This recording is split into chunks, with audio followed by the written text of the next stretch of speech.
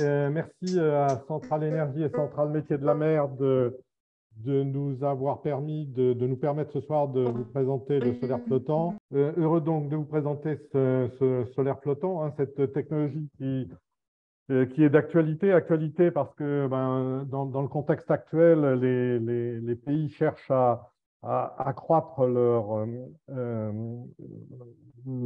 énergie propre et surtout leur indépendance énergétique, hein. Et le solaire flottant, c'est probablement une des solutions. Sa contribution restera modeste, mais toutefois d'intérêt, quoi. Alors, où est-ce qu'on trouve du solaire flottant? On le trouve un peu partout dans le monde, un peu partout où il y a de l'eau, hein, d'abord. De l'eau, on en trouve à terre, hein, sur des lacs, sur des gravières. On en trouve à côté des centrales nucléaires, sur des canaux en montagne, sur des barrages et aussi en mer. Alors, qu'est-ce que c'est que le solaire flottant et comment ça marche? Le solaire flottant, il est un peu comme le solaire à terre, hein. C'est des panneaux solaires qui produisent donc du courant continu qui est transformé en courant alternatif avant d'être consommé dans le réseau. Ce solaire flottant, il est différent en deux points. Le premier point, c'est l'ancrage. L'ancrage qui est beaucoup plus compliqué, encore même plus compliqué que ce qu'on a, je dirais, en offshore sur les plateformes et autres. Et ça, c'est Benoît qui vous en parlera dans la présentation juste après la mienne. Et la deuxième différence vient de ces flotteurs en polyéthylène qui servent de support aux panneaux solaires. Ils sont en général de trois types, hein. Il y en a trois types. Le premier type, c'est un panneau solaire pour un flotteur. Un flotteur, donc, comme je vous l'ai dit, en polyéthylène haute densité. Le deuxième type, c'est là où on assemble en fait une douzaine, une douzaine de panneaux solaires entre eux qui forment donc une structure qui elle-même est supportée par des panneaux solaires, par des flotteurs, pardon, en HDPE encore une fois. Bon, et ça, on trouve ça, c'est des fabricants comme Scotra ou Zimmermann. Les premiers flotteurs que je vais présenter, c'est plutôt Sungrow qui est le chinois et Ciel et Terre qui est le français. Alors, il y a une troisième technologie qui est la technologie des membranes qui s'inspire de celle de l'aquaculture, où là, les panneaux solaires sont à plat, posés sur donc une membrane plastique. Et je dirais que ces structures sont probablement plus adaptées à des zones actives avec une météo un peu compliquée, type maritime. Alors, ce marché, il est né en 2006. Quand vous voyez ce schéma là sur l'écran, en abscisse, vous avez les dates, enfin les années, hein, donc de 2006 où ça a à peu près débuté jusqu'aujourd'hui, enfin, aujourd'hui 2021. On n'a pas les chiffres de 2022 encore, bien évidemment.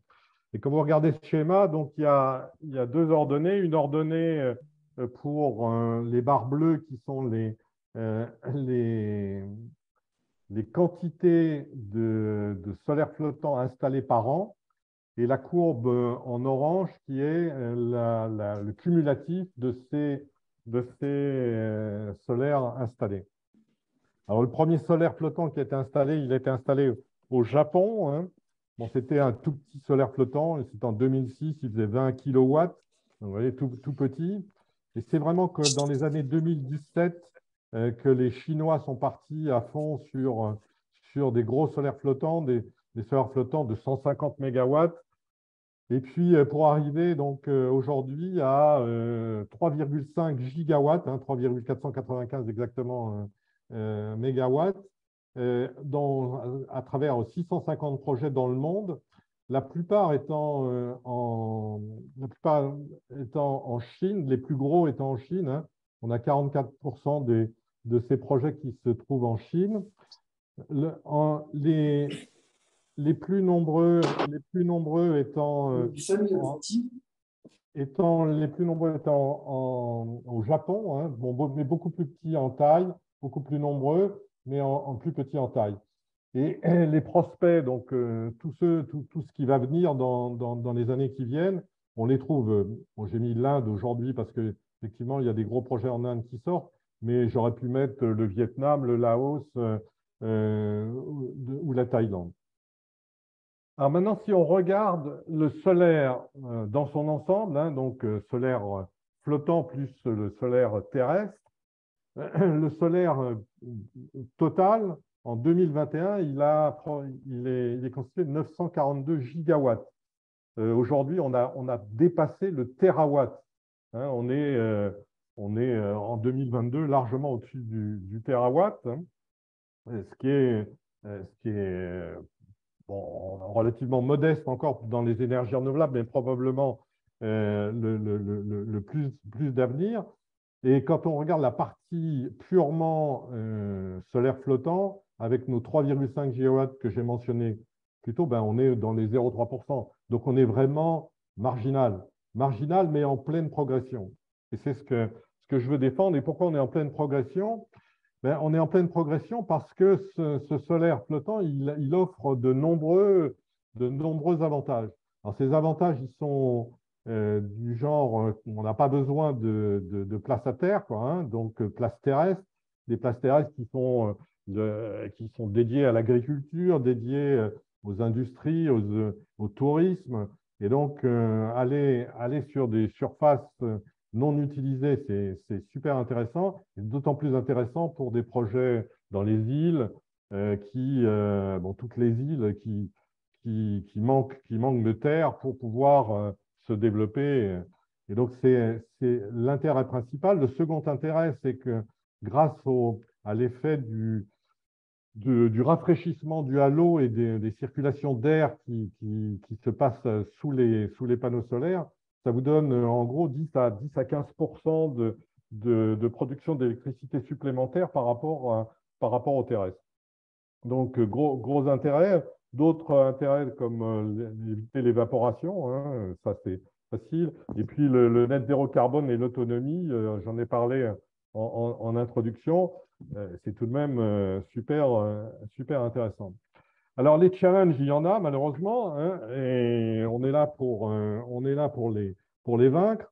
L'ancrage, j'en ai déjà parlé. Mettre de l'électricité dans l'eau, c'est toujours compliqué, mais avec des ingénieurs comme ceux d'Innossi et autres AQO et CARE, on devrait y arriver. Et puis, un problème sérieux qui est l'intermittence, bon, qui doit être géré soit par batterie, soit par d'autres systèmes. Et puis, ce qu'on appelle les conflits d'usage, ben, ces zones sont en général utilisées pour d'autres applications. Et il est clair que ben, on ne peut pas arriver dans un pays où il y a de l'eau bien protégée. Il faut être conscient qu'on arrive dans des zones qui sont très sensibles à la biodiversité, sensibles aux autres usages, les pêcheurs. Quand on parle de biodiversité ou d'algues ou de mangroves, on ne peut pas se permettre de détruire des si beaux paysages. Donc, il faut absolument faire des études poussées. Et encore une fois, Benoît nous en donnera une illustration sur un projet que Innossi a développé aux Maldives. Bon, il faut éviter, réduire, compenser, donc éviter de détruire la biodiversité, réduire au maximum l'influence qu'on peut avoir. Et si on ne peut pas tout réduire, ben, il faudra compenser. Alors maintenant, je vais segmenter le marché. Alors le marché, je l'ai divisé en quatre. Bon, c'est pas tout, on n'est pas tous d'accord autour de cette segmentation. La segmentation que je propose, c'est donc tout ce qui est à terre, hein, donc les lacs, les carrières, les étangs. Bon, et ça, ces projets-là, ils représentent en gros 3 gigawatts pour vous donner une idée. Hein, 3 gigawatts des 3,5, c'est à terre. Après, donc, on a des applications sur barrage. Bon, là, on a une dizaine de projets qui sont en gros, qui représentent en gros un peu plus de 10% des 3,5 gigawatts. Alors, pourquoi on se met sur des barrages? On se met sur des barrages parce que l'avantage de mettre le solaire flottant, outre que ça évite l'évaporation sur le barrage, c'est qu'on est tout près d'une installation électrique et que le raccordement électrique, il est pratiquement gratuit, quoi. Il est là, vous n'avez plus qu'à vous connecter avec un petit câble et vous n'avez pas tous les problèmes qu'on peut avoir à terre ou même en mer. La troisième partie, c'est donc tout ce que j'appelle lagons, baies, dans des zones protégées. Mais là, on est en mer. Donc, on est en mer et là, ça commence à être plus compliqué puisque on a des effets de houle, de courant un peu plus actifs que quand on est sur un barrage ou même à terre. Et puis, il y a le côté maritime, offshore, où là, il y a tout ce qu'on veut. Alors, si on les reprend un à un, on a donc le premier, donc je vous ai dit en gros 3 gigawatts, 80% de ce qui est installé. Alors, vous avez les gros projets chinois, on les verra un petit peu plus loin. C'est des 100 mégawatts, 200, 300 mégawatts. Et puis, on a d'autres projets en France, en particulier à Piolinc. Et c'est Gaël qui va nous en parler. Un projet super intéressant qui a été fait, 25 mégawatts. Et donc, vous aurez tous les détails avec Gaël. Le deuxième, c'est donc les barrages. Bon, il y a un projet intéressant en France qui se déroule actuellement dans le sud-est de la France, qui est un projet qui s'appelle Laser, qui est développé par EDF, qui fait 20 mégawatts, donc déjà quelque chose d'intéressant. Et ces deux segmentations là, dont je vous ai parlé se passent en eau douce. Donc ça, c'est, je dirais, facile. Mais dès qu'on arrive en nearshore, donc dans les lagons, on devient sur des problèmes, on arrive sur des problèmes beaucoup plus compliqués, des problèmes de sel, des problèmes liés à la corrosion, des problèmes liés à la houle, au courant, qu'il faut gérer.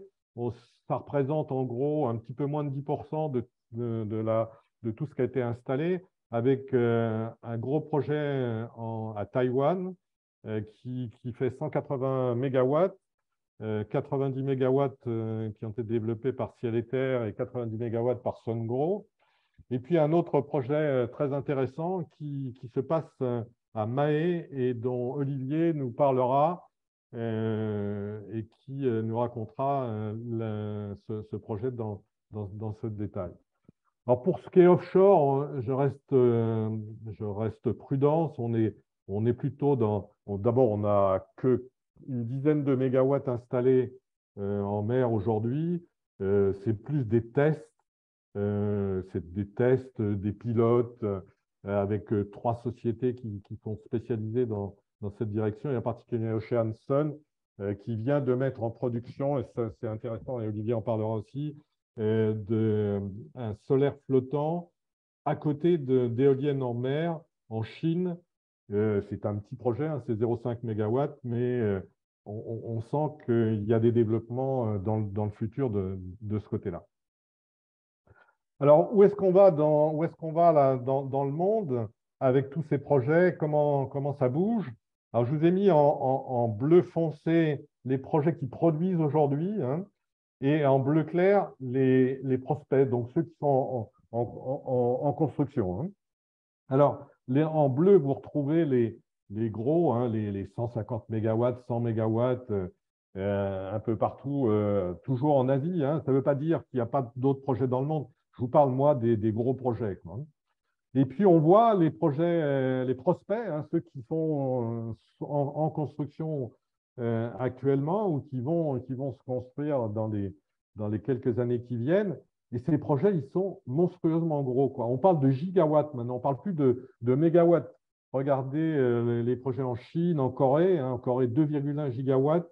C'est monstrueux. Et on est passé d'un monde où au Japon, en 2006, on était à 20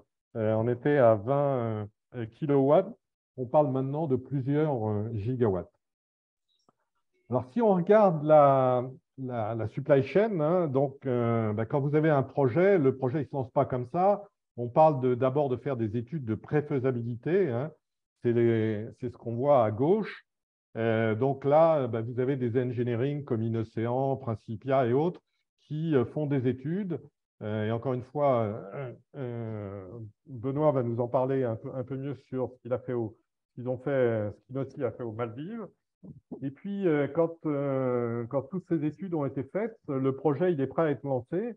Et donc, le pays qui développe ce projet ou l'individuel qui développe ce projet choisit un développeur à travers un appel d'offres qui s'est construit avec les données de base faites dans les études de faisabilité. Ce développeur, ben lui, il va faire appel à des contracteurs pour installer tout ce système de solaire flottant, lequel contracteur va lui-même appeler des sous-traitants pour les panneaux solaires, pour les structures et pour les transformateurs.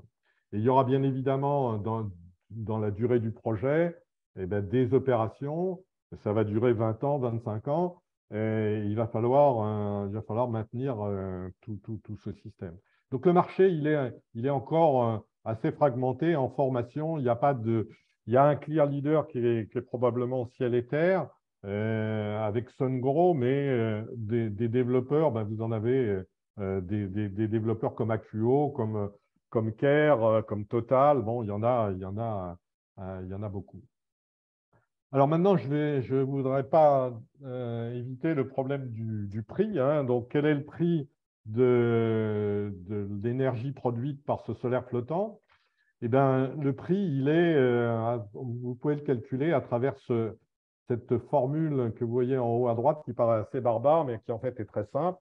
Au numérateur, vous avez tout ce qui est coût, c'est-à-dire le CAPEX, donc tout ce qui est investissement, les OPEX, donc tout ce qui coûte toutes les opérations, et ça pendant toute la durée du projet, si c'est 20 ans, ben, on calcule tous les coûts d'opération pendant 20 ans, on les met en haut au numérateur, et au dénominateur, on met tout ce qui est produit, hein, toute l'électricité qui est effectivement produite, et puis vous obtenez un prix qu'on donne en euros par kilowatt. Bon, on verra un peu plus loin. Alors, ce qui est clair, c'est que le solaire terrestre, c'est l'énergie renouvelable la plus attractive aujourd'hui, hein. On tourne autour de 36 euros. Bon, et clairement, bon, l'éolien est sûrement pas loin, les autres énergies étant bien plus chères. Alors, pour ce qui est de l'offshore, du solaire flottant, ben, ça dépend des spécificités du projet. Bon, la première spécificité, c'est l'irradiation. Donc, si vous êtes en Norvège, vous n'allez pas avoir beaucoup de soleil. Si vous êtes en Afrique du Sud ou même autour de l'équateur, vous allez avoir beaucoup de soleil. Donc, il est toujours difficile de donner un prix. Donc, on peut essayer et c'est ce que j'ai fait là dans cette slide, on est à peu près tous d'accord sur des coûts de CAPEX qui sont de l'ordre d'1 million d'euros pour 1 mégawatt. Si vous avez besoin de 20 mégawatts, eh bien, ça va vous coûter 20 millions d'euros. Alors, ça ne vous coûtera pas 20 millions d'euros si c'est un petit projet, c'est-à-dire si c'est un projet compliqué, vous n'avez pas de répétition, il y a des problèmes de corrosion. Bon, ça sera plus du genre 1,2 million d'euros par mégawatt. Mais par contre, si vous avez des gros projets, bah, vous avez l'effet d'échelle. Et si vous êtes dans une zone où il n'y a pas de houle, pas de courant, ben vous allez descendre à 0,7 millions d'euros par mégawatt. Alors, l'industrie aujourd'hui et les spécialistes type DNV ou autres disent qu'on peut viser sur un levelized cost of energy de 40 à 60 euros par mégawattheure. C'est une bonne fourchette. Alors, pour conclure, je voulais dire que ben, le solaire, il a fallu 70 ans pour atteindre le premier térawattheure, hein, en 2022. Bon, il y a des gens spécialistes là, chez Trina Solar qui disent qu'il faudra de 3 ou 4 ans seulement pour passer à 2 térawattheures. Bon, le solaire flottant, lui aussi, il poursuit sa progression, hein. Il était de 3,5 gigawatts fin 2021. Il sera d'entre 5 et 6 gigawatts à la fin de l'année. bon, il a plein de potentiel, hein, je vous ai donné. Hein, on parle de 400 000 kilomètres carrés d'étendue solaire, de 60 000 barrages suffisants pour accommoder des solaires flottantes. Bon, je parle pas d'offshore aujourd'hui, mais donc il y a clairement la possibilité pour monter à des valeurs beaucoup plus importantes. On parle de 20 à 30 gigawatts en 2030. Et bon, on y croit parce qu'il y a l'innovation, enfin, il y a l'innovation à travers la digitalisation, la standardisation, bon, le recyclage. On va pouvoir contrôler tout ça depuis la Terre avec un jumeau numérique. Bon, la technologie elle va faire des progrès. On va avoir des nouveaux flotteurs, des nouveaux modules grâce à l'innovation technologique, mais aussi grâce à l'innovation économique, je dirais, en combinant les activités. Hein. Je vous ai parlé de l'offshore wind, enfin, de l'éolien offshore combiné au solaire flottant, bon, l'aquaculture. Donc, il est clair qu'il y a des possibilités pour le futur et que le 30 gigawatts en 2030, on devrait y arriver. Voilà, je vous remercie. Je passe la parole à Benoît. J'arrête mon partage. Oui, merci Jean-Michel pour cette introduction. Alors, je vais partager mon écran. Ok, super. Normalement, vous pouvez tous voir mon écran si Ouais, quelqu'un peut me confirmer. ouais, très bien. Ok, super. Merci, parfait. Merci Jean-Michel pour cette introduction, pour l'organisation aussi. Merci. Merci à Centrale Énergie et Centrale Métiers de la Mer pour l'organisation et la sollicitation. Du coup, de mon côté, je suis ingénieur hydrodynamique et référent technique au sein du bureau d'études et de conseil INOCI. Et je vais vous parler de ma spécialité qui est le solaire flottant. Très rapidement, INOCI, donc on est un bureau d'études et de conseil spécialisé dans les énergies marines renouvelables. On est basé à Nantes. On est une spin-off d'une ancienne start-up de l'école centrale de Nantes. Donc historiquement, on a travaillé principalement et on travaille toujours sur l'éolien en mer, qu'il soit fixe, posé ou flottant. Aussi sur les systèmes houlomoteurs, sur les systèmes de récupération d'énergie liés au courant, et enfin sur le solaire flottant. Donc on est un peu plus de 35 ingénieurs maintenant.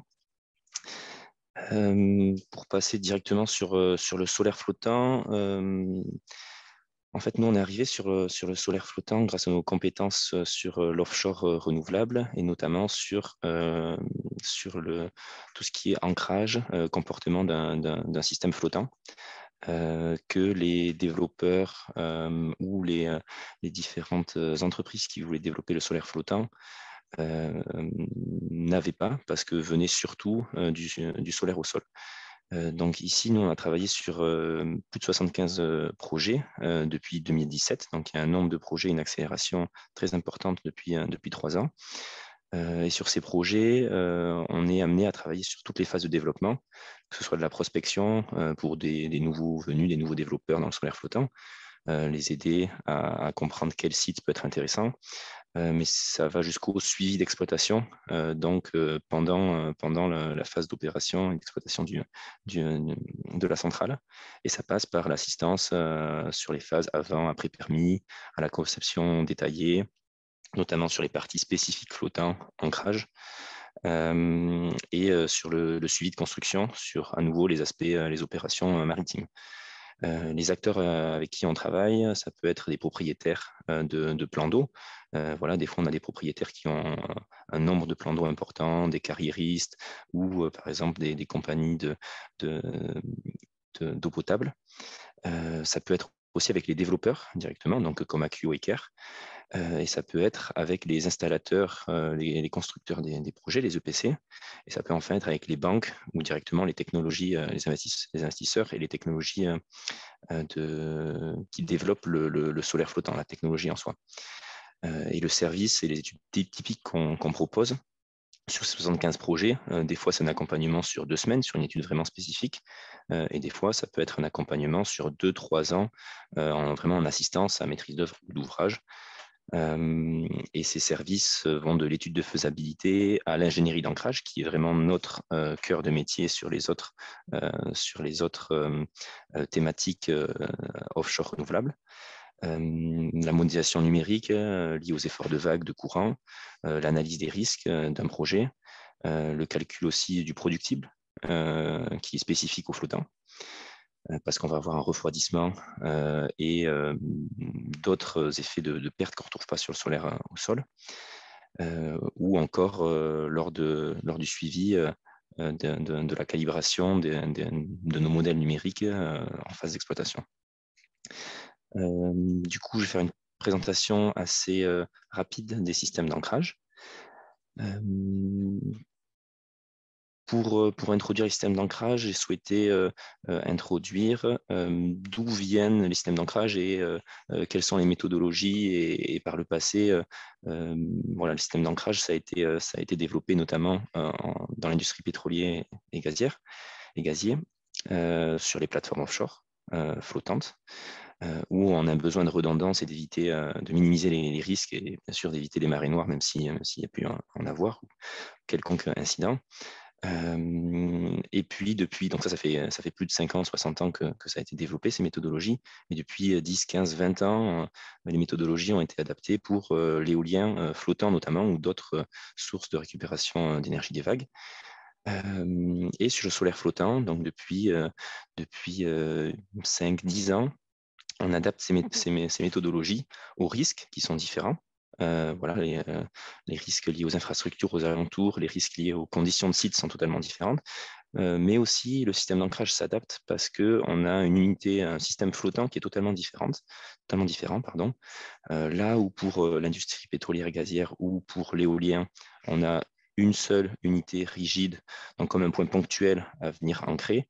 En solaire flottant, on se retrouve, donc voilà, on a quelques dizaines de mètres une plateforme, ça fait quelques dizaines de mètres maximum. En solaire flottant, on se retrouve en fait avec des centaines de mètres de surface. Donc typiquement, on a 1 mégawatt par hectare. Donc si on a 15 mégawatts, on va au minimum avoir une quinzaine d'hectares. Donc si c'est un seul îlot unique, il va falloir un nombre de lignes beaucoup plus important, même si la tension dans chaque ligne est très très très faible par rapport à ce qu'on retrouve en offshore classiquement. Ensuite, on retrouve différents types d'encre et de lignes dans un premier temps. Donc, on peut s'ancrer sur les berges, on peut s'ancrer sur le fond. Des fois, on peut combiner les deux. On peut avoir différents types d'ancrage. J'en ai présenté que 2, mais il en existe tout un tas qui va dépendre des conditions de site notamment. On peut mutualiser ou non, par exemple, les ancrages avec les lignes avec les encres. Pour ce qui est des encres, justement, là aussi, on a un choix assez important et qui va dépendre à la fois des conditions de sol sur le site, qui va dépendre aussi du système d'ancrage, donc de la descente de charge. Donc, si on a une ligne qui va plutôt être tendue de façon horizontale ou verticale, et ça va dépendre aussi du site, de sa profondeur d'eau et des moyens d'installation qu'on peut mettre. Voilà. Si on a 5 mètres de profondeur d'eau, on ne va pas avoir besoin des mêmes équipements que si on a 50 mètres. Et donc, on va peut-être choisir des encres qui sont aussi différentes. Enfin, voilà, c'était aussi sur le système d'ancrage. Par rapport à Jean-Michel, moi j'ai juste catégorisé en trois différents types de plans d'eau. Les plans d'eau comme ceux d'Acuo ou de Caire qui va être présenté en Tunisie, voilà, ont des conditions environnementales assez limitées et assez simples. Donc, le système d'ancrage va être assez basique. Dès qu'on va sur des plans d'eau avec des variations d'auteur d'eau de 10, 15, 20, voire plus, 10, 15, 20 mètres, on va se retrouver avec des systèmes d'ancrage qui doivent s'adapter à ce marnage, à cette variation d'auteur d'eau. Et quand on va en génie côtier, en zone côtière, pardon, en lagon ou en offshore, on va se retrouver avec des vagues d'autant plus grandes. Donc, quand on design un système d'ancrage, typiquement, on va se retrouver à vouloir en données de sortie le nombre de lignes, leur positionnement, le diamètre, le type de ligne, est-ce que c'est de la chaîne, est-ce que c'est des des fibres? Est-ce que ça va être des éléments élastiques? Mais on va aussi avoir les tensions pour que derrière le design de l'encre soit correctement réalisé. Et on va aussi avoir ce qu'on appelle les excursions, donc c'est les mouvements horizontaux de notre îlot qu'on souhaite bien maîtriser pour éviter que l'îlot aille toucher les berges ou en tout cas qu'il reste correctement orienté face au soleil. Et pour ça, la conception d'ancrage, elle se fait à différents moments du projet, mais dans tous les cas, on va avoir besoin de données qui sont à la fois les données des panneaux, qui vont influer sur le poids, sur les efforts de vent, les données des flotteurs, donc la flottabilité du flotteur, l'endroit où on peut venir accrocher nos lignes, les données de sol pour l'encre, et très important, je termine par ça, sur les données météo-océan. Donc, on va avoir besoin de conditions de vent, de vagues, de courant qu'on n'avait pas forcément l'habitude de récupérer quand on était développeur du solaire au sol. Les seules données météo, c'était des données d'irradiation, un peu de vent aussi. Ici, c'est très important et c'est là où on rejoint en fait le secteur offshore, où les études météo-océan sont classiques. Mais ici, c'est vrai qu'on a du mal à faire changer les mentalités pour réduire les risques et mieux comprendre l'environnement dans lequel on va poser notre système flottant. Donc voilà pour les ancrages. Et maintenant, je vais passer à un cas d'étude assez rapidement sur un projet qu'on a pu faire. Donc, les slides sont en anglais, mais peu importe. Donc, c'est un projet sur lequel on a travaillé en 2021-2022 avec la Banque mondiale. Avec aussi dans le consortium, on était avec Suntrace notamment. Ce projet avait pour but, pour la Banque mondiale et le gouvernement des Maldives, d'établir le potentiel sur quelques sites bien précis de positionner du solaire flottant. Donc, le solaire flottant a déjà été installé aux Maldives, mais là, ils voulaient un cadre préparer un appel d'offres sur 2 atolls spécifiques. Et donc, dans ce cadre-là, nous, ce qu'on a fait sur ce projet, on a fait la première partie du développement, donc la préparation à l'appel d'offres, qui a été, dans un premier temps, de sélectionner les sites les plus pertinents dans les régions qu'on nous avait identifiés, les sites avec le potentiel le plus important, mais aussi les risques et toutes les contraintes environnementales, sociales, sociétales, un compromis de toutes les différentes contraintes qu'on peut retrouver. On a dû faire aussi des études de terrain, des analyses financières, de performance, de productibles, de besoins d'installation, d'équipement. Donc, on a aussi calculé le coût de l'énergie que Jean-Michel présentait tout à l'heure. Et enfin, on a aidé la Banque mondiale et le gouvernement à préparer le document qui sera utilisé lors de l'appel d'offres à venir. Et quelques résultats sont que 3 sites ont été sélectionnés pour un total d'une dizaine de mégawatts, donc en zone de lagon, donc eau salée, avec des vagues de vent et aussi des vagues de houle qui arrivent. Les vagues de houle, on a fait une étude de mesure pendant 1 an.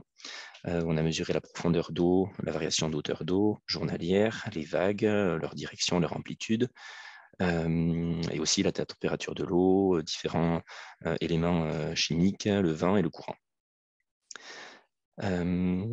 Si je reviens un peu plus en détail sur la première partie, qui était l'étude de sélection du site. Donc pour ce faire, on a un nombre de critères qui n'est pas exhaustif, mais que j'ai essayé de résumer. Donc, c'est des critères à la fois techniques, donc par exemple la topographie, la bathymétrie, la géologie ou la géotechnique, géophysique et géotechnique du site, mais aussi on a des critères qui sont tout aussi importants, qui sont des critères sociaux, sociétaux, environnementaux. Par exemple, les conflits d'usage avec les autres activités sur site, qui peuvent être les pêcheurs, l'activité touristique qui est très importante, les activités de transport de passagers ou de marchandises, et enfin les aspects environnementaux avec des récifs coralliens dans une préoccupation importante pour cette flore et aussi des remontas, des mammifères, des tortues par exemple, où des zones protégées étaient bien définies et des zones de passage aussi étaient bien identifiées qu'il fallait éviter. Et donc tout ça nous a permis d'identifier les sites les plus propices, donc un mélange technique, économique, environnemental et social. Donc analyse très importante et fondamentale pour que derrière, dans la suite du projet, ces questions-là soient en partie résolues à la fois pour le développeur et aussi pour que les parties prenantes locales soient au courant du projet. On a aussi fait des inspections de sites que je résumerai à des visites de sites, collection d'informations additionnelles par rapport à la présélection qui était plutôt une étude derrière l'ordinateur et les outils satellites et des contacts locaux. On a pu rencontrer les acteurs locaux aussi. Et enfin, des études de sites qui, elles, étaient plus spécifiques, à la fois pour récupérer une campagne de mesure qu'on a fait pour récupérer les conditions de vent, vague, courant avec un ADCP. Donc, vous pouvez voir le principe qui mesure sur la colonne d'eau le mouvement des particules en suspension. Donc, et aussi des campagnes environnementales pour vérifier la présence d'herbiers, d'algues, la présence de corail et faire des prélèvements pour qualifier l'eau. Enfin, sur les enjeux qu'on peut avoir quand on développe, quand on passe sur du solaire flottant en zone côtière, on va être sur des enjeux qui sont à la fois aller dans des conditions environnementales différentes et plus compliquées, avec de la salinité, donc de la corrosion, du développement de micro-organismes sur les flotteurs, sur les câbles, sur les panneaux. Mais surtout une sollicitation à des efforts mécaniques plus importants, liés notamment aux vagues. Et enfin, quand on part sur des zones qui ne sont pas des plans d'eau artificiels et des zones côtières, on va se retrouver avec une biodiversité qui est beaucoup plus importante. Par exemple, un point technique sur lequel je vais faire le focus, c'est la variation de hauteur d'eau selon la profondeur d'eau où on se trouve peut induire différents problèmes. Ça peut être des problèmes d'échouage. Voilà, si on n'a pas bien anticipé la bathymétrie et la variation de hauteur d'eau, on peut se retrouver avec une technologie qui va toucher le fond. Donc déjà, certaines technologies ne peuvent pas se permettre de toucher le fond, d'autres pourraient, mais si on se trouve sur une zone avec un récif corallien dessous ou un sol protégé, on souhaite totalement éviter. Donc déjà, on va s'éloigner de la berge suffisamment.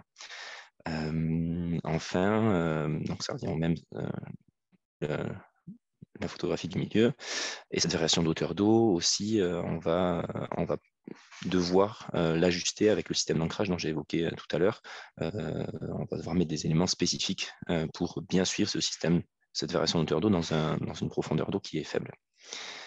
Si je fais un focus sur les conditions environnementales, et je terminerai là-dessus, donc comme ce qu'on a l'habitude dans le développement de projets, on veut dans un premier temps avoir les mesures, donc en France c'est les mesures ERC, donc évitement, éviter, réduire, compenser, mais aussi on peut avoir quelques avantages à développer le solaire flottant, notamment pour créer des zones de récifs un petit peu artificielles et protégées. Typiquement, quelques impacts possibles et leurs moyens d'atténuation. Poser une surface importante de flotteurs et de panneaux va créer de l'ombrage qui va limiter le développement d'herbiers ou de corail dessous. Les lignes d'ancrage vont aussi être un danger pour la faune et les mammifères aquatiques qui passent, parce qu'on a un nombre de lignes très important. Et enfin, sur l'impact sur le système d'ancrage, on va choisir un système d'ancrage qui va éviter d'endommager les fonds de l'océan, donc qui va éviter d'être en contact avec les fonds. Voilà, donc moi j'ai Enfin, voilà, je suis ouvert à toute question. J'espère que vous avez apprécié cette courte introduction à la fois sur Innosea, les projets qu'on mène, les enjeux techniques liés au système d'ancrage et l'étude de cas aux Maldives. Et je laisse la parole à Gaël maintenant d'Accio Énergie. Merci Benoît. Bonjour à tous. Alors, je vais partager mon écran.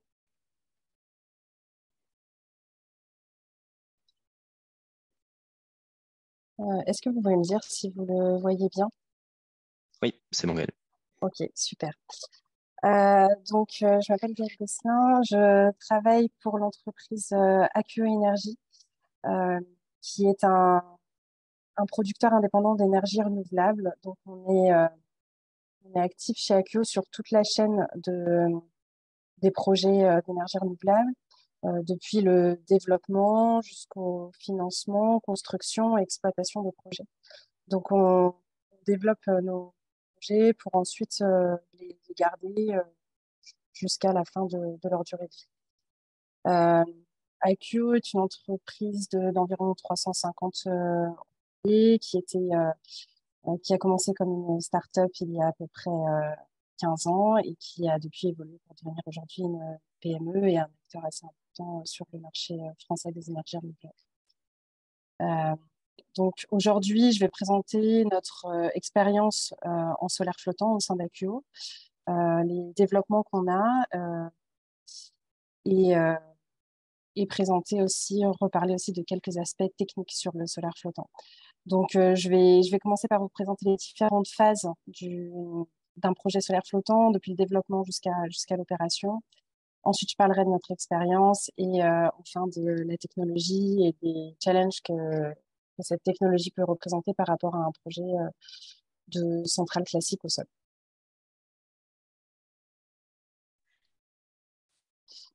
Voilà.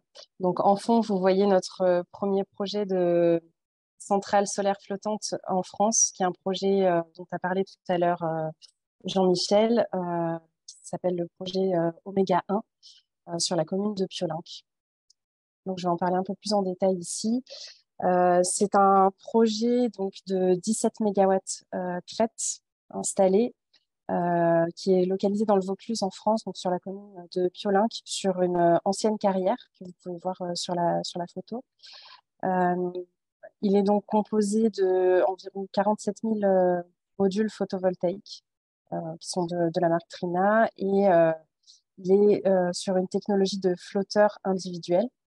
Donc, ce sont des flotteurs qui s'appellent Drelio. Ensuite, les onduleurs sont des onduleurs centralisés. Donc, c'est-à-dire que ce sont des gros onduleurs d'environ 4 MW qui sont localisés en berge. Donc, il y a des câbles qui relient les îlots à la berge pour faire ensuite la conversion du courant continu en courant alternatif. Et cette centrale a été mise en service en octobre 2019. Donc, elle produit environ 24 gigawattheures par an.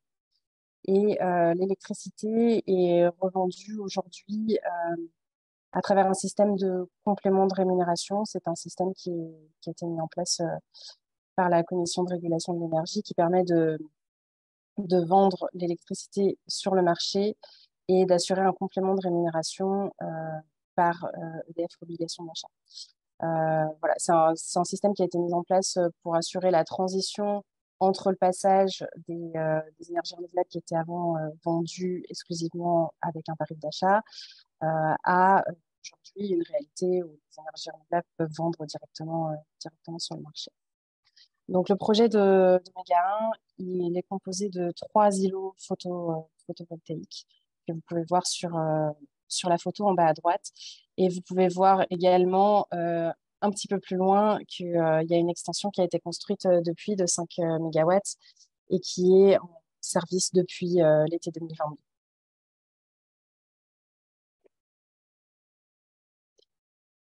Donc, en termes de phase pour aboutir, enfin pour démarrer depuis le développement d'un projet flottant jusqu'à son opération, il y a plusieurs étapes qui peuvent prendre plus ou moins longtemps. Donc, la première étape, c'est celle qu'on appelle le développement de projet, qui démarre depuis l'identification d'une zone pour le projet jusqu'à l'obtention de tous les permis nécessaires à la construction du projet. Donc, au sein de cette phase-là, en premier lieu, ce qu'on fait, c'est une étude de préfaisabilité pour savoir si le projet a un sens sur le terrain qui a été identifié. Si la réponse est oui, à ce moment-là, on va sécuriser le terrain à travers une promesse de bail. Et ensuite, on va pouvoir démarrer toutes les études nécessaires pour le projet, notamment l'étude d'impact environnemental qui est faite pour tous les projets solaires et donc aussi pour les projets solaires flottants, qui vise à identifier tous les impacts potentiels du projet.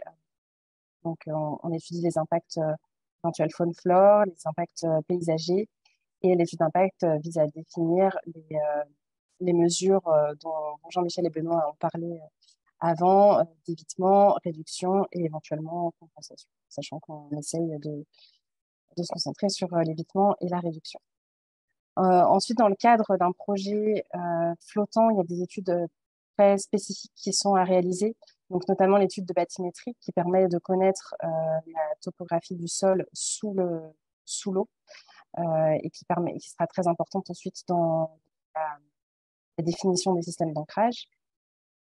Une étude géotechnique également pour connaître la composition du sol. Et bien sûr, l'étude d'ancrage qui est assez prédominante dans ce type de projet pour définir la solution technique. Il peut y avoir également certaines études spécifiques en fonction du type de lac qui est considéré. Donc, par exemple, si on est installé sur un barrage, il va falloir faire une étude de danger spécifique au barrage. Dans le cadre des réservoirs qui peuvent être utilisés pour de l'eau potable, une étude de compatibilité sanitaire. Voilà, donc ça, c'est très spécifique projet par projet. Une étape importante du développement de projet, c'est la concertation locale. Donc, par exemple, sur le projet de Oméga 1, il y a eu beaucoup de concertation avec les habitants de la commune, de réunions publiques, de discussions avec la mairie et de participation du public à l'élaboration du projet. C'est passé notamment par des ateliers pédagogiques, voilà, beaucoup d'explications autour du projet pour que les personnes qui vivent autour du projet y croient aussi et soient partenaires dans la réalisation de ce projet. Comme toute centrale photovoltaïque, une centrale flottante est soumise à un permis de construire. Donc ça, c'est l'étape administrative principale qui va permettre d'aboutir à la fin à obtenir toutes les autorisations et donc à finaliser le développement. Ensuite, deux éléments qui sont très importants dans ce stade de phase de développement, c'est de sécuriser la connexion au réseau. Un projet aura beaucoup plus de sens s'il est localisé à proximité d'une sous-station qui peut recevoir l'électricité qui va être produite. Donc ça, c'est quelque chose qu'on étudie. Et ensuite, sécuriser ce qu'on appelle le PPA, le Power Purchase Agreement, qui est tout simplement la revente de l'électricité qui va être produite. Donc, cette phase de développement, elle peut avoir une durée très variable en fonction des contraintes spécifiques au projet et elle dure en général entre 2 et 4 ans. Ensuite, il y a la phase de structuration qui consiste à définir les contrats de construction et à obtenir le financement pour le projet. Donc, à ce moment-là, le projet est audité par des auditeurs techniques, ce qui permet d'aboutir à un projet bancable et de le financer. Et donc, cette phase-là dure environ 6 mois. Ensuite, on peut rentrer dans la phase de construction. Et pour un projet de centrale solaire flottante, ça va commencer par la mise en place des ancrages, puisqu'il faut que dès que les îlots sont installés sur le lac, ils puissent être correctement ancrés. C'est un préalable à la sécurité de l'installation. On construit ensuite sur les berges les différents îlots. Donc là, j'ai une petite illustration ci-dessous, que vous pouvez voir sur cette diapositive dans le cas de la centrale de Oméga 1.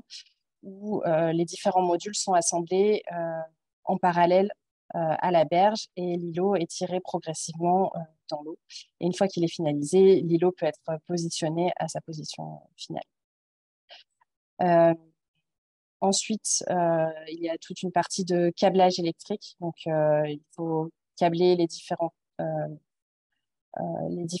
éléments ensemble et venir se connecter en berge sur les onduleurs. Et puis enfin, on peut se connecter au réseau et mettre en service l'installation. Ça, c'est l'étape de construction. En tout cas, pour un projet de la taille de Piolenc, on estime que ça prend à peu près 1 an. Et puis ensuite, en phase d'opération, la durée de vie du projet est estimée environ 30 ans, même si on sait que ça peut durer au-delà. Les premiers retours en photovoltaïque montrent qu'on peut aller un peu au-delà pour la durée de vie des panneaux photovoltaïques. Et donc, durant cette phase, il y aura des contrats d'opération et de maintenance et une supervision de la centrale. Donc, voilà une image qui illustre la centrale lorsqu'elle est en partie construite. Donc, on voit que les îlots qui sont déjà installés ont tous leurs ancrages et puis on va venir installer progressivement le dernier îlot qui manque ici.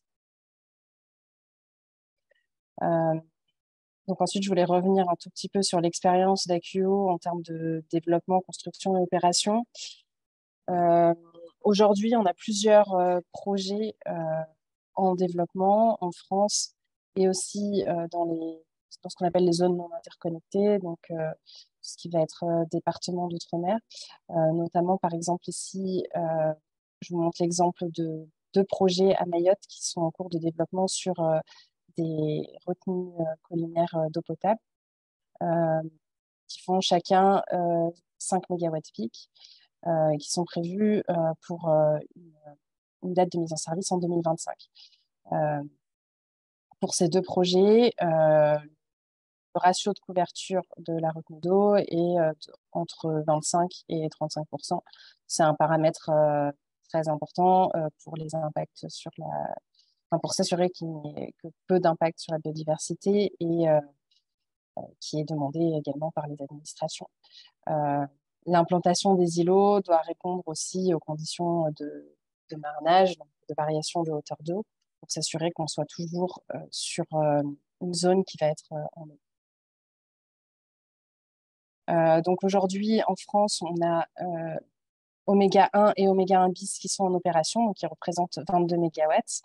Et on a également 2 projets en cours de construction, également sur des anciennes carrières, qui s'appellent Sainte-Gabelle et Gouttes dans le sud-ouest de la France.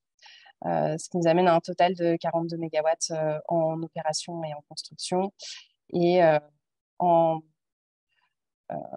France métropolitaine et sur les îles françaises, il y a un assez gros potentiel de développement du solaire flottant. Et aujourd'hui, au sein d'Acuo, on a environ 150 mégawatts de projets en développement. Pour finir, je vais parler donc un peu plus de la technologie et des challenges qui sont associés et spécifiques au solaire flottant. Donc sur les projets d'Acuo, comme je le mentionnais un peu plus tôt, aujourd'hui, on a construit des projets principalement sur la technologie de flotteurs individuels. Donc c'est-à-dire que il y a un flotteur par panneau. Et le flotteur assure à la fois la flottabilité de l'ensemble et sert de structure de support pour les panneaux photovoltaïques. Donc, dans le cadre de la technologie qu'on a utilisée, le flotteur ressemble à ça. Il y a plusieurs types de flotteurs. Ceux qui servent à assurer le support des panneaux et ceux qui permettent de créer les allées de maintenance nécessaires pour l'accessibilité en phase d'opération, pour pouvoir venir entretenir la centrale, remplacer éventuellement des modules photovoltaïques, etc.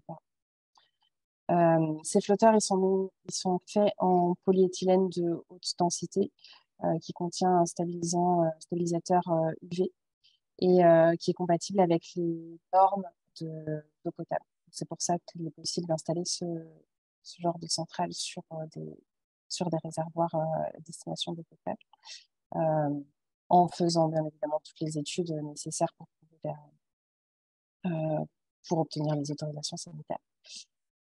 Et ce flotteur, il est fabriqué à travers un soufflage dans un moule. Vous voyez ici la structure qui supporte le panneau individuel. Donc la technologie qu'on a utilisée, c'est une technologie qui a été développée par Ciel et Terre, qui a fait l'objet de nombreuses années de recherche et de développement de plusieurs prototypes afin de pouvoir aboutir à une technologie viable à grande échelle. Vous voyez ici un premier prototype qui a été installé en 2010, puis ensuite en 2012, et ensuite au sein d'Acuo, on a mis en place 2 prototypes en 2017 et en 2018. Donc là, c'est sur le lac de Piolenc, afin de vérifier la flottabilité, que l'installation était déployable à grande échelle pour la centrale de Piolenc. Sur cette diapositive, je reparle un petit peu de l'ancrage. On en a déjà pas mal entendu parler, mais c'est un aspect qui est vraiment clé techniquement et qui doit être défini dès le début du projet pour s'assurer de la faisabilité du projet tout simplement, et qui va être très spécifique en fonction du type de lac, en fonction de la variation de hauteur d'eau, en fonction des contraintes aussi extérieures, les contraintes de vent, les contraintes de vagues. Et donc, on fait appel à des entreprises spécialisées pour faire ces études d'ancrage spécifiques au projet. Ici, je vous montre le plan de Piolenc avec le plan d'ancrage. Donc, on voit qu'en amont de la réalisation du projet, la position de tous les ancrages est définie. Dans le cas du projet de Piolenc, c'est des corps morts qui ont été utilisés, donc des blocs béton qui sont posés au sol. Donc, on ne vient pas creuser le sol, mais c'est simplement lesté. Le plan d'ancrage est défini avant le projet et il est réadapté en cours de construction en fonction de la localisation précise et réelle des différents ancrages. Voilà, il y a aussi beaucoup d'études qui sont faites sur le design de la centrale, sur la forme des îlots, puisque plus la forme est complexe, plus ça va nécessiter de reprise de charge, et donc plus d'ancrage. Donc, il y a toute une réflexion au moment du design qui est faite là-dessus. Et enfin, pour conclure, je présente ici les différences entre un projet solaire flottant et un projet qu'on appelle Ground Mounted PV, donc un projet de centrale solaire au sol. Il y a des avantages et inconvénients dans les 2 technologies. Donc, en termes d'accès, la centrale solaire flottante va représenter un peu plus de complications, puisqu'il faut pouvoir accéder aux îlots. Donc, il faut disposer de bateaux en berge qui permettent d'y accéder. Quand on marche sur les îlots, on n'est pas en train de marcher au sol, donc il peut y avoir un peu plus de complications au niveau de la maintenance, et une maintenance qui va prendre un peu plus de temps que sur une centrale solaire au sol. En termes d'accès pour une centrale solaire au sol, c'est très simple. On a un espace clôturé dans lequel est la centrale, il y a des accès, et on arrive très facilement aux différents équipements.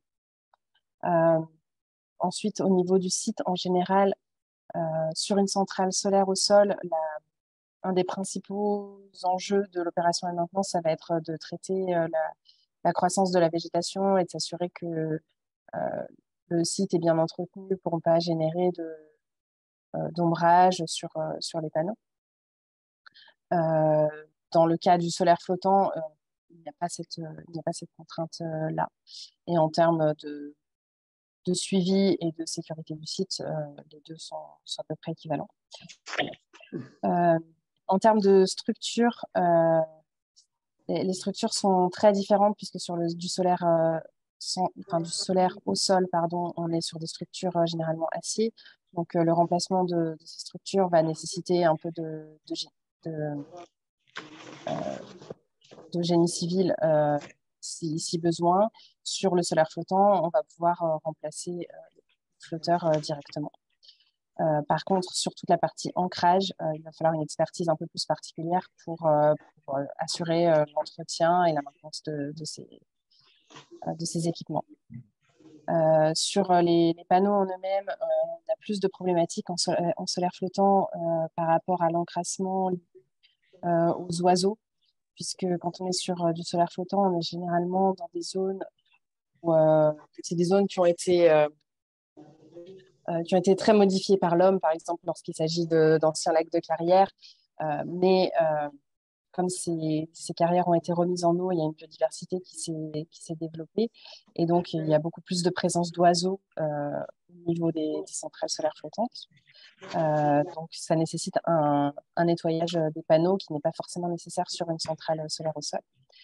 Et ensuite, en termes de câblage solaire au sol, on va passer en tranchée, alors que sur le solaire flottant, il va falloir ramener les câbles en berge avec les problématiques que cela peut poser en termes d'usure des câbles. C'est un sujet qui requiert une attention spécifique. Et en termes d'équipement électrique, les sujets sont un peu les mêmes entre le solaire flottant et le solaire au sol, puisque ce sont exactement les mêmes équipements. Ils sont localisés en berge pour le solaire flottant, ce qui permet d'avoir exactement le même entretien. Voilà, j'ai fini pour ma partie et je laisse la parole à Olivier. Okay. Merci Gaëlle. Est-ce que vous m'entendez bien? Oui. Parfait. Je vais vous partager mon écran.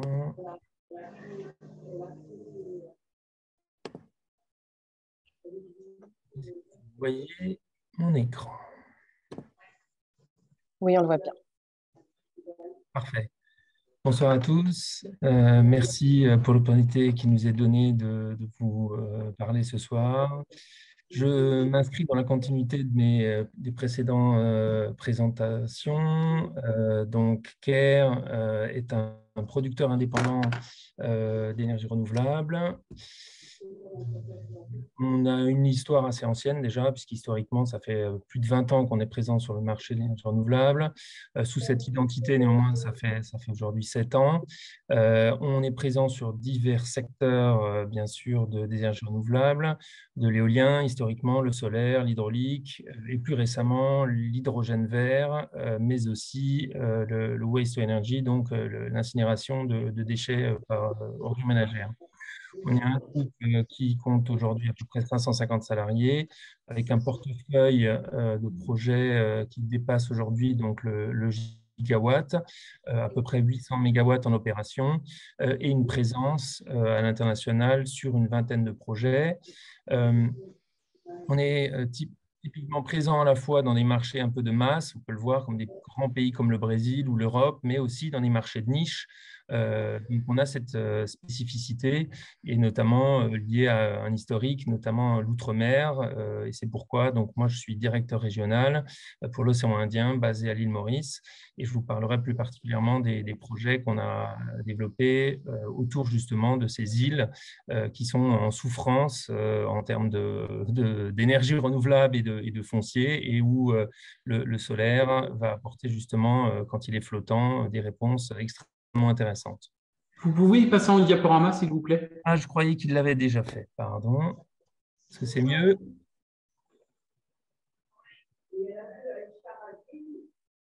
C'est bon? C'est mieux, merci. Ah, bah, parfait. Donc, je vais essayer de ne pas répéter trop de choses parce que beaucoup de choses ont déjà été dites. J'ai la chance de passer en dernier, donc pour essayer d'être assez concis. Comme Jean-Michel vous l'a dit, c'est un marché qui a connu un développement extrêmement fort quand même ces dernières années. Il y a beaucoup de paramètres qui expliquent ce développement. Bien sûr, une maturité technologique du solaire en général, une baisse des coûts grâce justement à la densification du solaire au sol, l'apparition de modules bivers, ce qui est quand même très important quand on va au-dessus de l'eau pour éviter les problèmes donc, de résistance à l'humidité. Quand on est au-dessus de l'eau, on a le rafraîchissement, mais on a aussi des modules qui sont dans un environnement extrêmement difficile, et donc l'encapsulation doit être de très bonne qualité pour pouvoir fonctionner. Et bien sûr, il faut le dire aussi, une très forte baisse du prix des modules solaires grâce au solaire au sol. Et c'est ce qui a permis, selon nous aussi, que le coût de revient de cette énergie, qui était extrêmement cher il y a encore une vingtaine d'années, est aujourd'hui devenu très compétitif, notamment dans certains environnements spécifiques dont je vais vous parler. Alors, des nouvelles contraintes sont apparues, l'usage des sols, en effet, on essaye d'utiliser de façon la plus rationnelle possible les sols. Le foncier n'est pas toujours facile à maîtriser dans certains pays parce qu'il n'y a pas de cadastre. Et donc, des fois, le foncier public est plus facile à contrôler parce qu'on doit avoir des baux sécurisés sur des longues durées. Et donc, le domaine des lacs, des rivières tombe toujours dans le domaine public. Il y a ces autres critères qui ont déjà été évoqués, les mutualisations de raccordement, le besoin d'augmenter drastiquement la production d'énergie renouvelable pour opérer la transition énergétique de la plupart des pays, et la limitation aussi quand on a des stress hydriques de plus en plus nombreux, malheureusement, de l'évaporation quand on parle de réserves d'eau potable. C'est un marché qui a beaucoup bougé. Voilà, bien sûr, on est parti, comme l'a dit Jean-Michel, sur des plans d'eau douce, donc avec très peu de vagues. Petit à petit, on est allé dans des milieux, dans des pays qui n'avaient pas d'eau douce, ils avaient de l'eau saumâtre. Et donc, on a vu des projets se faire sur de l'eau saumâtre. Les ancrages, bien sûr, de par notamment l'éolien offshore, ont été développés et savent de mieux en mieux et parfaitement aujourd'hui répondre aux contraintes dynamiques des plans d'eau qui sont justement ouverts ou ce que j'appelle nearshore, donc avec du marnage, avec des vagues. Et c'est donc petit à petit finalement que le flottant commence à se rapprocher en effet des côtes et commence à même envisager d'aller plus loin des côtes dans des zones offshore qui seront bien sûr bien plus complexes en termes des contraintes que la structure va devoir être capable de résister, les courants, les vagues extrêmes, les vents plus importants. Et donc, aujourd'hui, en tout cas, Caire a, de par sa présence dans les milieux insulaires, notamment sur l'océan Indien, considéré que c'était un secteur à explorer, notamment sur les îles disposant de lagons, puisque ce sont des îles souvent assez peu étendues en termes de surface et où le lagon, dans la mesure où il n'y a pas de contraintes environnementales majeures, bien sûr, il faut toujours veiller à ce que ce projet s'insère en limitant les effets, les impacts sur l'environnement. Eh bien, il y a des zones qui ont été identifiées dans certaines de ces îles, dont les Seychelles, dont je vous parlerai plus en détail, pour justement être capable d'accélérer la production d'énergie renouvelable qui était juste là freinée par la très faible disponibilité du foncier. Donc, le développement, je vais le balayer très rapidement. On est parti surtout d'Asie. Pourquoi? Parce que c'était des climats humides, il y avait déjà des gros contraintes d'espace à cause de la densité de population et il y a donc des technologies qui sont développées localement. C'était des marchés d'abord très petits, mais qui sont devenus des marchés gigawatts aujourd'hui. L'Europe a suivi dans des pays plutôt contraints foncièrement au début, comme les Pays-Bas, ou des pays qui ont voulu en effet protéger les terres agricoles. Et ça a permis aussi, bien sûr, à des fournisseurs de solutions européennes de s'implanter sur le marché. J'en cite certains, comme Ciel et Terre qui sont français ou Easy Généré qui sont des Espagnols. Petit à petit, comme je vous le disais, les développements technologiques issus de l'offshore ont permis d'aller penser à aller vers la haute mer, qui sont eux des marchés quand même potentiellement, Jean-Michel l'a dit, en gigawatts, avec des nouveaux acteurs, avec des technologies assez différentes, qui sont justement conçues pour être capables de résister à ces milieux extrêmement difficiles qu'est la haute mer. Et ces marchés insulaires qui, pour nous, sont ceux sur lesquels on avait l'habitude d'opérer, même en éolien, qui étaient déjà des marchés de niche. Quand on faisait de l'éolien dans l'outre-mer français, c'était des petites centrales éoliennes. Et donc, en effet, ce marché, il a commencé par Singapour. Il y a eu des projets qui ont été réalisés, notamment en autoconsommation sur de l'hôtellerie aux Maldives, avec en effet des appels d'offres qui commencent à se profiler sur des installations de production indépendante, et donc les Seychelles, sur lequel on a répondu à un appel d'offres et qu'on a remporté en 2019 pour réaliser cette première installation solaire flottante. Alors la France et le solaire flottant, Je dirais que c'est une présence un peu inégale dans les différents secteurs. On y est néanmoins présent dans les fabricants de structures, ciel et terre, bien sûr, on en a parlé. Il y a un nouvel entrant qui développe une technologie pour aller justement vers l'offshore qui s'appelle SolarInBlue, qui semble assez intéressante. Il y a bien sûr des sociétés d'ingénierie, dont Innosea, qui est présent ce soir, et Principia, et tous les développeurs d'énergie renouvelable qui sont présents dans beaucoup de secteurs de l'énergie renouvelable, le solaire, et qui ont aussi décidé d'entrer à plus ou moins grande mesure sur le solaire flottant. À l'international, comme je vous le disais, nous, on a commencé par une petite réalisation. Néanmoins, comme vous le voyez, c'était déjà un peu un marché de niche. C'était de la Tunisie sur une lagune. Je vous le détaillerai un peu plus en détail sur le slide qui suit.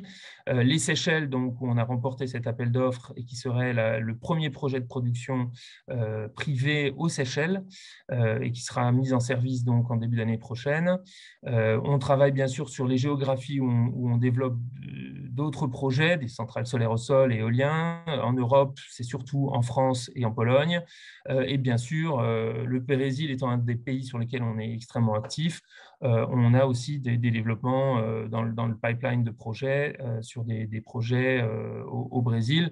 En Asie, au Vietnam, dans une moindre mesure, mais c'est bien sûr en Asie qu'il y a énormément de marchés qui sont aujourd'hui potentiellement à conquérir. Donc, le projet développé par CARE, il était fait pour le client qui est la STEG, qui est donc l'opérateur d'électricité nationale en Tunisie. Il est localisé sur la lagune de Tunis, donc avec une eau saumâtre, qui a nécessité l'utilisation en effet de matériaux adaptés, notamment de l'inox. On a dû faire face, bien sûr, comme ce sont finalement des sites à faible profondeur d'eau, à gérer des contraintes liées justement à cette faible profondeur qu'on peut penser être un atout, mais qui peut être aussi vu comme une contrainte, notamment en termes de pose. Le marnage d'eau était assez faible, mais ça a nécessité en effet un développement assez particulier, des processus de construction complexes, des choix d'ancrage pour la mise en œuvre qui n'ont pas été simples et qui ont nécessité en effet des études. Les flotteurs sont des flotteurs assez classiques, HDPE, ciel et terre. Ce sont des modules bivers de puissance encore assez raisonnable. On est sur des modules de 300 watts. Et comme sur la plupart des projets, quand c'est possible, les onduleurs sont plutôt mis à terre. En tout cas, ici, on avait une emprise au sol. Donc, on a eu des onduleurs qui ont été mis à terre dans un local. Et ici, là aussi, on a utilisé des ancrages gravitaires, donc de type bloc de béton, et raccordés donc, par des lignes synthétiques à l'installation flottante. Le projet qui sera en fait notre plus grosse réalisation pour CARE, donc en solaire là, dans les prochains mois, c'est un projet donc aux Seychelles qui est pionnier puisque dans un lagon, il faut le remettre dans un environnement, dans un contexte énergétique assez complexe. Les Seychelles, c'est un archipel avec plus de 70 îles, toutes plutôt petites, et une production qui est issue à 95% du fioul lourd, donc avec bien sûr un impact environnemental très fort, avec des coûts de production très élevés, et encore plus élevés là ces derniers mois avec l'envolée des prix du pétrole, et surtout une incapacité de par justement le faible foncier disponible, de faire des projets d'envergure au sol. Donc, il y a eu du solaire en toiture, mais c'est resté assez limité. Donc, le solaire flottant est vite apparu pour les autorités comme un moyen d'essayer d'aller respecter des objectifs de transition énergétique, d'aller vers 20 voire 30% de pénétration à l'horizon de 2030. C'est un projet qui est innovant, il est en lagon, c'est un lagon fermé toutefois, il est relié à la mer par des buses qui font rentrer donc l'eau aux différentes marées. On a aussi un tirant d'eau assez faible. On a eu beaucoup d'enjeux assez spécifiques liés finalement à ce site où on a des voisins qui sont très proches, vous le verrez, donc il y a même des critères d'acceptabilité vis-à-vis des riverains, ce qu'on a rarement le cas. En termes d'environnement, on était plutôt sur un lagon sans enjeu environnemental puisqu'on était entre une zone où le lagon a été reconstitué et reclaim donc pour gagner du terrain sur la mer et augmenter la surface de l'île.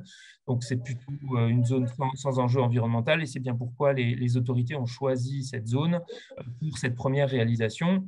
Le pays a donc des coûts de production élevés, n'a pas de gisement éolien élevé, les énergies marines autres ne sont pas encore matures et donc, en effet, ce solaire flottant s'avère incontournable. Il y a beaucoup d'autres îles dans l'océan Indien, on commence à les regarder, ou dans d'autres régions du monde qui ont à peu près cette même typicité et qui voient donc dans le solaire flottant une vraie possibilité d'accélérer leur transition énergétique. Donc, plus en détail de ce projet, un contrat d'achat qui est pour 25 années, donc avec un prix fixe avec l'opérateur d'électricité. Il y a très peu de marnage, voilà, 1 mètre. On a des zones où on sera posé au sol à marée basse. Bon, c'est de la vase, c'est du sable, il n'y a pas d'enjeu particulier lié à ça, la structure est capable de l'absorber, mais néanmoins, c'est un sujet qu'il faut traiter sérieusement. Petite spécificité pour un projet d'une taille qu'on peut juger modeste, on a dû, pour des raisons de grid code, se raccorder avec 2 lignes en 33 000 volts. Donc, c'est quand même assez largement surdimensionné pour un projet de 5 MW.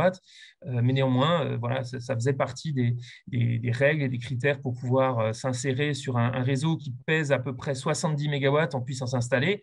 Donc, les enjeux de stabilité et de résilience de la connexion pour éviter en effet des fluctuations du réseau en termes de fréquence sont sur la table. Il y a du stockage qui est en train d'être déployé sur ce réseau. On est vraiment sur des réseaux insulaires et donc les enjeux de stabilité vont aller crescendo avec la pénétration des énergies intermittentes. En termes de technologie, ce sont des flotteurs individuels, donc en HDPE, avec des ancrages gravitaires là aussi, et des lignes d'ancrage avec un élément flexible qui permet justement d'absorber la variation de hauteur d'eau dans ce lagon que vous voyez. J'essaierai de conclure en élargissant en effet le débat et en ouvrant les perspectives de cette industrie.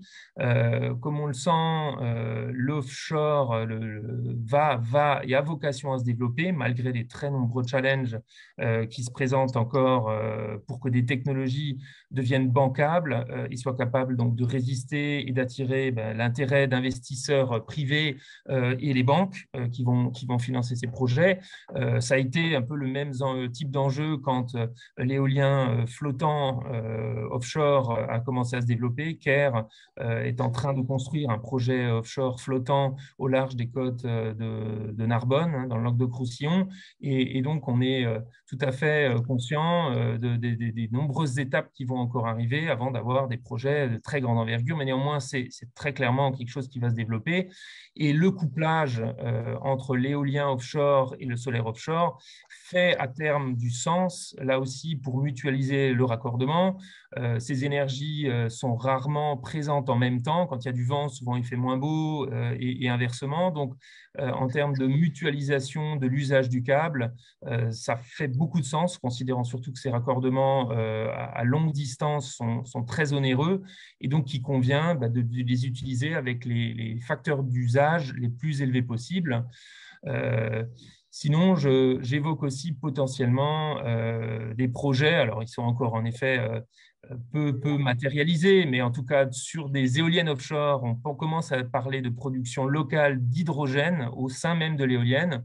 Et donc, on peut très bien envisager pour justement aller produire un hydrogène très compétitif qui nécessite beaucoup de gisements, donc un nombre d'heures de production très élevé, d'aller produire directement l'hydrogène en mer et d'envoyer potentiellement l'hydrogène à terre plutôt que d'envoyer de l'électricité. Voilà. Donc, ce sont des voies d'avenir qu'il convient de regarder de très près. En tout cas, on est présent dans l'hydrogène, dans l'éolien offshore flottant et dans le solaire flottant, donc on ne manquera pas de pousser ces filières dans les géographies où nous sommes présents, si elles présentent de l'intérêt sur les territoires pour répondre notamment aux enjeux très importants de transition énergétique qui sont devant nous. Voilà. Ce sera tout pour moi. Merci pour votre attention et pour les éventuelles questions que ça aura su. Bon, je vais commencer. La première question, apparemment, elle serait probablement pour Benoît, c'est quelle est la différence de productible entre un projet solaire flottant et terrestre, et un projet terrestre en utilisant des panneaux bifaciaux pour les deux. Dans les deux cas, je pense que ça veut dire. Je ne sais pas qui veut Ouais. bien répondre, si c'est Benoît. Si, je peux commencer à introduire et peut-être que les intervenants pourront compléter. Alors déjà, il faut savoir que les panneaux bifaciaux, c'est vrai que deviennent de plus en plus, ou vont devenir la norme, notamment, comme Olivier le rappelait, parce qu'ils ont une plus grande résistance mécanique et aussi vis-à-vis de la corrosion à terme. Toutefois, pour le solaire flottant, en fait, donc un panneau bifacial, pour ceux qui ne connaissent pas, c'est des cellules qui sont capables de récupérer l'énergie des rayons du soleil direct et aussi ceux qui se réfléchissent sur le sol. Sauf que quand on se retrouve avec des panneaux, avec des systèmes flottants, alors on a certaines technologies qui en fait comment dire, sont opaques juste derrière les panneaux et donc il n'y a aucune réflexion. Donc déjà sur certaines technologies, les panneaux bifaciaux ne vont pas permettre d'augmenter le productible. Sur d'autres technologies, les rayons qui vont passer à travers les panneaux vont se réfléchir sur l'eau, mais contrairement à ce qu'on peut régulièrement penser, l'albédo sur l'eau est plus faible que l'albédo terrestre, par exemple, parce que les rayons du soleil vont plutôt avoir tendance à se disperser, disperser plutôt qu'à se réfléchir. Donc, pour cette question spécifique aux panneaux bifaciaux, le productible sera plus faible sur en tout cas, c'est pas le fait que le panneau soit bifacial qui va faire augmenter le productible. Toutefois, après, si on généralise la question de différence de productible entre le solaire flottant et terrestre, là, il y a d'autres questions qui rentrent en jeu. Le refroidissement naturel qui est plus important quand on est proche d'un plan d'eau. Et aussi, donc sur un plan d'eau très calme, on va avoir les panneaux qui vont être très stables. Et sur un plan d'eau un peu plus agité, en fait, on va avoir les panneaux qui vont avoir des orientations différentes par rapport au soleil, qui vont bouger. Et c'est ce qu'on a. Et donc ça va créer des pertes électriques. Voilà. Donc si on ne parle pas de panneaux bifacial, on a une augmentation des pertes liées au mouvement, mais on a une augmentation du productible lié au refroidissement naturel. Et au total, donc ça va vraiment dépendre des sites. Et les recherches actuelles montrent un gain qui peut être de quelques petits pourcents sur certains sites. Et sur des sites très calmes et où on a un gradient de température entre l'air et l'eau qui est très important, on peut aller au-delà de 5%, presque jusqu'à 10% selon certains papiers, de performance et de productibles supplémentaires. Merci. Je ne sais pas si quelqu'un d'autre veut rajouter quelque chose. Non. Non. Je vais passer à donc, la question suivante. Apparemment, c'est impuissance égale et contrainte technique égale, telles que le recordement, etc. Quel est le projet le plus rentable entre du photovoltaïque flottant et du photovoltaïque terrestre? Ouais, c'est un peu la même question. Pas... Ça prend en plus du productif, ça va prendre en compte les parties CAPEX, OPEX. Oui. Bon, sans trop m'avancer, on peut dire que le solaire flottant coûte quand même plus cher que le solaire au sol, mais sûrement que les intervenants de CARE et AQO pourront confirmer cela. Oui, j'aurais Oui, aussi dit la même chose, hein, tout à fait. Oui. Ensuite, ça dépend du prix du foncier à terre. Si sur une île, vous trouvez un foncier qui devient tellement cher, on a le flottant qui devient plus compétitif. Mais globalement, en effet, il y a plus de contraintes et de coûts, logiquement, si on va aujourd'hui sur l'eau qu'à terre. Oui. Est-ce que Gaël aurait quelque chose à dire dessus, comme c'est elle qui a beaucoup parlé de ça? je confirme ce qu'ont dit les deux autres intervenants. La technologie flottante, en termes de coût d'investissement et de coût d'opération, elle est quand même plus chère que la technologie à terre. Après, pour faire ce genre d'évaluation, il faut prendre en compte vraiment tous les paramètres. Et comme disait Olivier, il y a le foncier qui va rentrer en compte. Mais globalement, le solaire flottant est aujourd'hui, en tout cas, moins compétitif que le solaire à terre. Mais après, c'est une question de disponibilité du foncier et je pense que les deux sont assez complémentaires.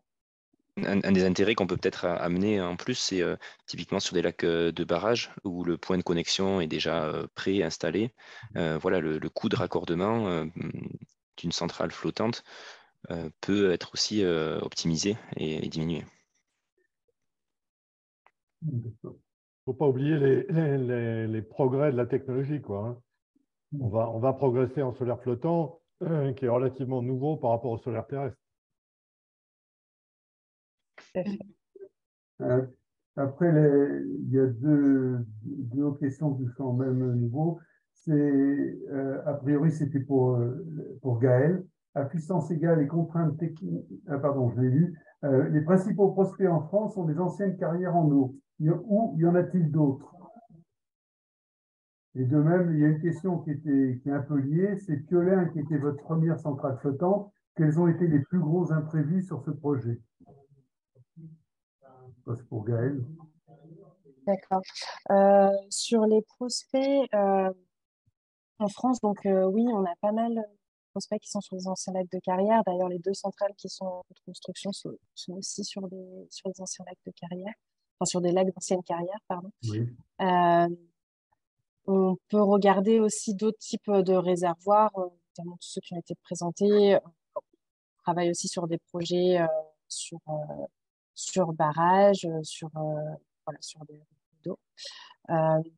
Ensuite, en ce qui concerne la seconde question, excusez-moi, est-ce que vous pouvez la répéter? Les plus gros imprévus sur le projet oui, de Piolin. Sur le projet de Piolinck, bon, en phase de construction, on a beaucoup appris sur le projet, ça c'est sûr, ce qui nous a permis d'améliorer vraiment notre phase de construction du projet, notamment par rapport à tout ce qui est la question du séquençage, de la mise en place d'ancrage temporaire avant d'installer les ancrages définitifs. Ce qu'on constate aussi, c'est un sujet dont j'ai brièvement parlé avant, mais par rapport aux câbles, il y a les câbles qui remontent jusqu'à la berge sont soumis à des nombreuses contraintes, ce qui peut amener à des petits défauts. Donc là aussi, en termes de conception, je pense qu'on a pris un bon retour d'expérience et toute l'industrie progresse en même temps sur ces sujets. C'est vrai que sur ces sujets de câble export, d'un point de vue méthodologie offshore, voilà ce qui se fait sur les plateformes offshore ou sur l'éolien en mer, fixe ou flottant. Voilà, ces câbles export, c'est des études vraiment dédiées de design, des câbles différents, avec des comportements attendus. Des caractéristiques du câble qui sont vraiment bien différents, chose qui pour le solaire au sol n'avait pas été le cas qui n'est pas le cas sur le solaire au sol, et donc quand on passe sur du flottant, voilà, ça va dépendre des sites, mais des sites où il y a des vagues, clairement, prendre en compte ces nouvelles études sera nécessaire. Les questions suivantes, c'est une question technique. En plus des structures flottantes, faut-il du lest? Est-ce que les supports des panneaux sont des supports standards, par exemple semblables à ceux utilisés onshore? C'est toi qui peux répondre. Alors, je peux amener des éléments de réponse. Alors, on a effectivement, quand le vent s'engouffre sous les panneaux, on peut avoir des phénomènes de portance sous certains angles, donc avoir les panneaux qui vont avoir tendance à se soulever. Et effectivement, selon les cas, on peut être amené à ajouter du lest. Donc, ça peut être du lest passif, donc c'est juste un flotteur rempli d'eau, donc qui va avoir effet de lest seulement quand le panneau va avoir tendance à se renverser. Après, on peut aussi avoir du lest dans le système d'ancrage, qui permet de garder une prétention dans les lignes d'ancrage. Et pour la deuxième partie de la question, qui était par rapport aux panneaux, on utilise effectivement les mêmes panneaux que ceux sur le solaire au sol. même si on est amené, comme Olivier le disait, à utiliser de plus en plus des panneaux bifaciaux qui sont plus résistants sur la durée d'un projet d'un point de vue mécanique et vieillissement. Je vais passer à la question suivante. Ah oui, la question suivante, c'est une solution contre l'évaporation dans les méga-bassines en Poitou. Est-ce que ça pourrait être une solution contre l'évaporation dans les méga-bassines en Poitou-Charentes, entre parenthèses 10 à 20 hectares? Le solaire flottant, effectivement, contribue à réduire l'évapotranspiration. Oui. Bon, de là à dire que ce serait une solution, je ne suis pas sûre, mais en tout cas, ça a un impact positif reconnu sur l'évapotranspiration.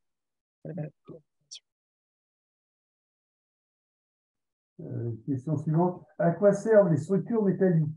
Quels sont les métaux employés? Là. Quelles sont les masses d'éléments chimiques ramenées au mégawatt installé? Je ne sais pas si on peut répondre là maintenant ou s'il faut répondre par une petite note. Enfin, je ne sais pas ce que vous en pensez. Effectivement, c'est une question précise. Les métaux, on va rester soit sur, la plupart du temps sur de l'aluminium ou de l'acier. On peut avoir des revêtements un peu plus anti-corrosion avec des revêtements spécifiques sur les métaux. Là où il faut faire attention sur les métaux, c'est de ne pas mélanger les métaux sur un même système pour éviter pour éviter la corrosion. Et sinon, sur les masses, c'est vrai que je n'ai pas en tête la masse équivalente des flotteurs par hectare, que ce soit des flotteurs plastiques ou de la masse des métaux employés. Mais voilà, il y a certaines technologies qui ont très très peu de métaux, quasiment aucun, comme l'a présenté Gaël sur le projet de Piolenc.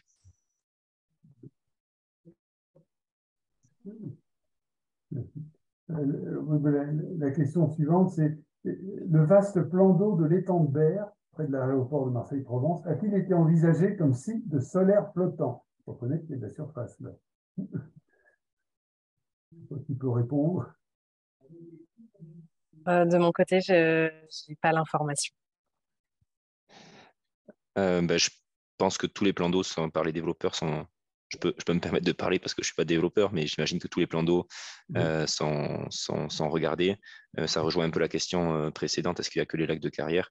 Non, il y a les lacs d'irrigation. Alors, les enjeux environnementaux sont plus importants, mais il y a aussi les lacs de barrage, où là, c'est plus des enjeux d'un risque niveau sécurité qui sont importants en France, et des plans d'eau d'usines chimiques ou les temps autour de zones industrielles, sont, j'imagine, aussi des plans d'eau qui sont clairement regardés.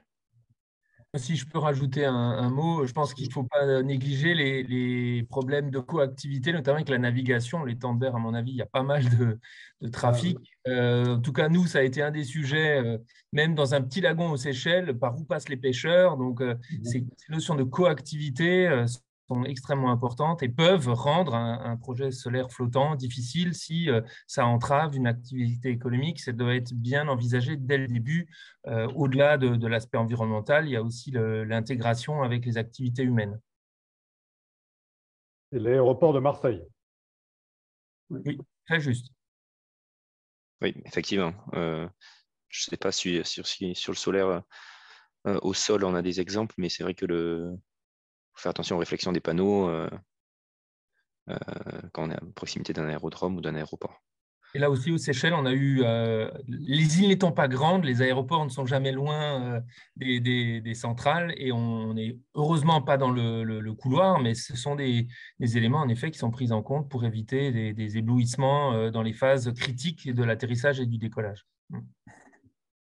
Oui, c'est vrai.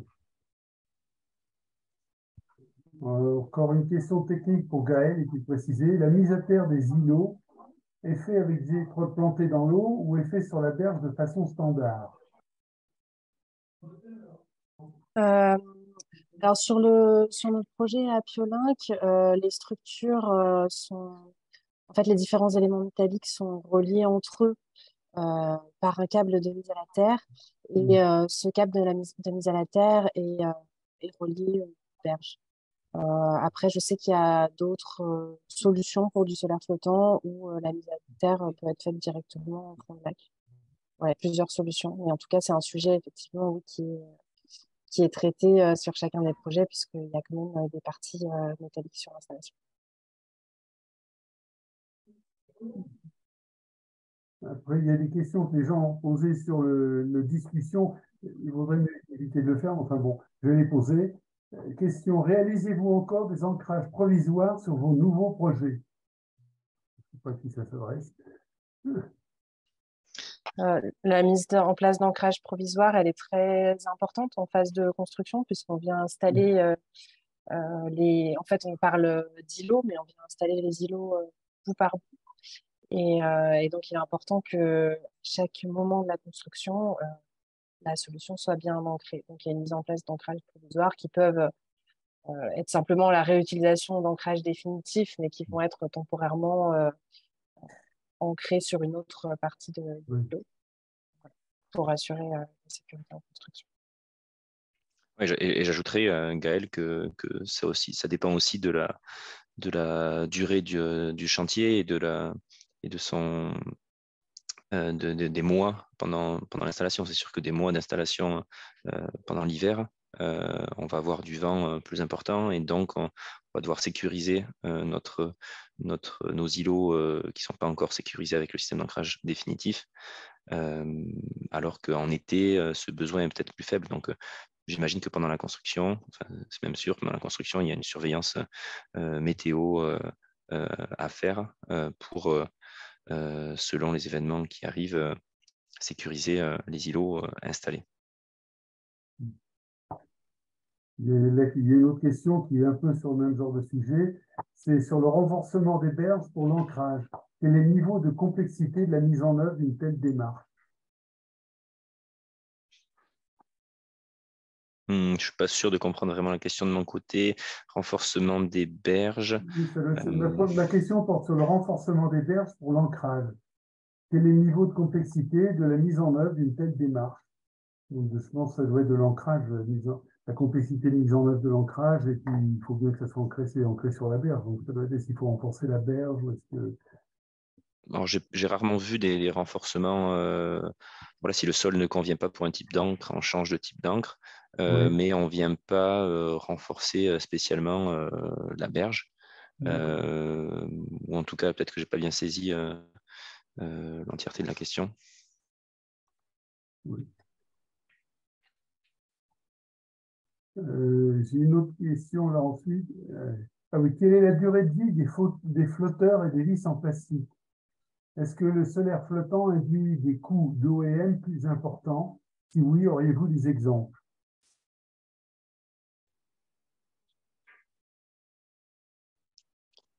Personne ne se sent le courage de répondre. Sur la durée de vie, oui, vas-y Olivier. Oui, je voulais juste dire la durée de vie. Il y a un contrat d'achat la technologie du flotteur est choisie pour être certaine qu'elle dure au moins la durée du contrat d'achat. Sinon, l'investisseur prend un risque de perdre de la valeur. Donc, on va dire que la plupart des technologies durent au moins 20 ans, 25 ans, voire peut-être plus. Ensuite, ça dépend un peu de l'environnement et de l'eau dans laquelle elles vont être mises à l'eau, justement, et du niveau d'ensoleillement. Les UV, c'est bien sûr aussi, on n'a pas le même ensoleillement partout, et les produits plastiques, potentiellement, doivent être traités spécifiquement pour résister à des quantités d'UV un peu plus fortes. Mais globalement, c'est plus de 20-25 ans sans aucun problème. Oui, typiquement, les flotteurs en PEHD qui ont été décrits lors des présentations, c'est le même type de polymère qu'on retrouve dans les marinas. Donc, c'est des technologies qui sont éprouvées d'un point de vue vieillissement et résistance aux rayons UV. C'est plus sur d'autres parties métalliques, peut-être, où il peut y avoir des enjeux sur la durée de vie. et sur les coûts d'O&M plus importants. Je pense que Gaël le montrait bien dans ses images sur Piolink, et il l'a souligné, le besoin d'avoir un personnel qualifié pour aller sur l'eau, une surveillance du personnel aussi quand il se déplace sur l'eau. Voilà, s'il y a un moins de malaise, c'est quand même pas les mêmes conséquences. Le besoin d'équipement aussi différent, peut-être de plongeurs, de bateaux, de drones sous-marins pour vérifier les ancrages, par exemple. Donc l'ONM, pour l'instant, n'est pas encore bien. Voilà, toutes les conclusions ne sont pas encore à jour. Hein. Voilà, Piolink, premier projet français, ça a seulement 3 ans. Mais ce qui est sûr, c'est que l'ONM est censé être un peu plus important, au moins sur les premiers projets. La question suivante, ça concerne le photovoltaïque flottant en nearshore, donc sur les berges. Et la question, c'est compte tenu de la remontée des eaux qui s'accélère de plus en plus, est-ce que les systèmes d'ancrage sont dimensionnés pour supporter ce type de variation de manière permanente, compte tenu du fait que les centrales vont être exploitées sur des périodes relativement longues? Nous, on a fait ce petit exercice à INOCI parce qu'on a aussi un département sur l'adaptation au changement climatique, donc les changements de régime de vent, aussi de hauteur d'eau. Voilà, sur les Maldives, j'ai plus en tête exactement, mais sur 20-25 ans, on est à quelques dizaines de centimètres de remontée, ce qui est loin d'être négligeable pour les populations locales, mais sur un système qui résiste à une variation de hauteur d'eau de 5 mètres, par exemple, un marnage de marée de 5 mètres, c'est négligeable. D'accord. Encore une dernière question. C'est à l'île de la Réunion, les éoliennes s'effacent en cas de cyclone. Quelle solution a été retenue à Mayotte et à Mahé? Alors, c'est pas pour les éoliennes, alors, Mayotte et Mahé. Bon, je vous ai lu la question telle qu'elle est. Ouais, sur les projets de centrales. Alors, pour Mahé, je peux répondre. Allez-y. Vas-y, Olivier. Oui, ou Gaël, comme elle a commencé de parler de Mayotte, puisque je finirai par les Seychelles. D'accord. Okay. Non, je voulais simplement dire que pour les projets qui étaient localisés dans les zones cycloniques, c'est des contraintes qui sont prises en compte principalement pour la définition des ancrages. Et donc, on utilise une vitesse de vent qui est définie en fonction de la localisation du projet. Et c'est quelque chose qui est bien inclus dans les études d'ancrage. Il n'y a pas de repli du projet ou quoi que ce soit en cas de cyclone. Par contre, la centrale, elle est conçue pour résister au passage d'un cyclone. Et pour les Seychelles, par exemple, on n'est pas une zone cyclonique, hein, on est trop près de l'équateur, donc en effet, mais néanmoins, c'est les mêmes éléments, c'est-à-dire on a déterminé la vitesse de vent 50 nales sur une tempête, des orages qui seront plus faibles que par exemple à l'île Maurice ou à Mayotte, et le dimensionnement est fait en conséquence quand on fait la conception de l'installation. La seule chose qu'on peut dire, c'est dans les zones qui sont peut-être avec des tempêtes un peu plus fortes, c'est la bonne pratique, c'est avant qu'on ait un événement météo majeur qui approche, c'est d'aller faire des contrôles accrus pour bien vérifier que tous les systèmes justement d'ancrage sont en bon état. Donc, c'est simplement une veille un peu plus importante avant la tempête et après la tempête, parce qu'il pourrait très bien y avoir des dommages. Et donc, c'est des moments un peu critiques en termes d'O&M où ça mobilise beaucoup de monde, même s'il n'y a pas de manœuvre comme sur certaines générations d'éoliennes qu'on rabattait au sol, en effet, comme celle de la Réunion. Il y a une petite question supplémentaire, Guy, sur laquelle j'aimerais répondre, qui a été ajoutée sur SpeakUp. Si l'installation ne dure que 25 ans, on ne peut pas faire le comparatif avec le nucléaire qui dure 60 ans et plus. De plus, les coûts pour compenser l'intermittence doivent être intégrés pour se comparer au nucléaire. Alors, sur la première partie de la question, on est un peu hors sujet hein, parce que on parle de coûts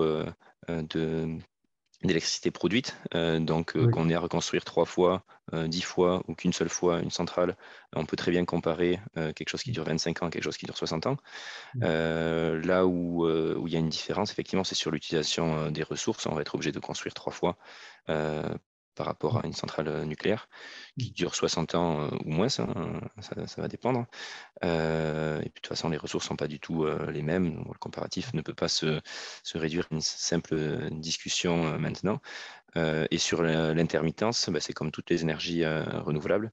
L'intermittence est quelque chose qui doit être intégré dans la conception du réseau électrique. Donc sur le continent, en Europe, c'est clairement quelque chose qui est plus facile à faire. Sur des zones comme des zones insulaires, forcément c'est quelque chose de plus difficile. Mais voilà, c'est pas parce que c'est difficile qu'il faut rester sur les énergies fossiles ou le nucléaire. Voilà, il faut diversifier le mix énergétique. Je rajouterais juste un point, c'est que le nucléaire dans les zones insulaires, je pense qu'on est encore loin d'y aller aussi. Voilà. Oui, oui, ça c'est sûr.